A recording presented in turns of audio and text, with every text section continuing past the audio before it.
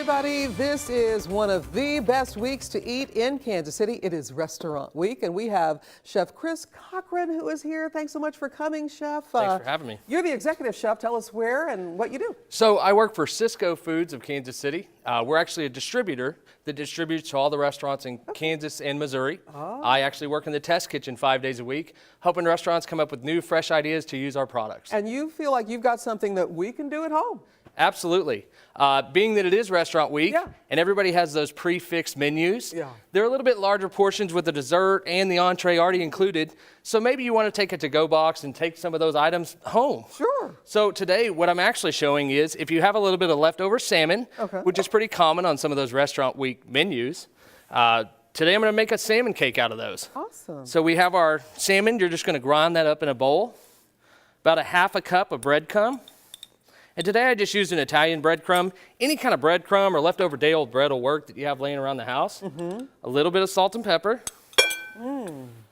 About a teaspoon of mustard. Any kind of ground mustard. Absolutely. Gives it a little color there. And then a little bit of fresh onion or chive. In this case, I'm going to use chive, mostly for color, a little bit for the flavor.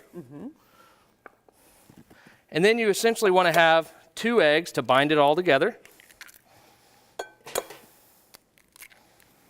And be sure if you're around, this is a fun job for the kids to do. I love cooking with my kids. I actually have a 4-year-old and a baby, so 4-year-old loves to get in the kitchen with me. You know, sometimes we look at an ingredient like salmon, we don't want to go wrong with it, do the wrong thing, but this looks very, very simple. Very simple. So I kept it to about 5 ingredients. I feel like if you get too many in there, then everybody thinks that it takes too much time. And some of these are things you would normally have at home. Absolutely. That's the idea. And then you can use those leftovers. And you know, I don't ever like to eat the same thing twice.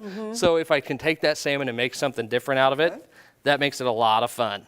So what I'll do is once you get that good incorporated, you can take an ice cream scoop or a large spoon if you have it, form those patties.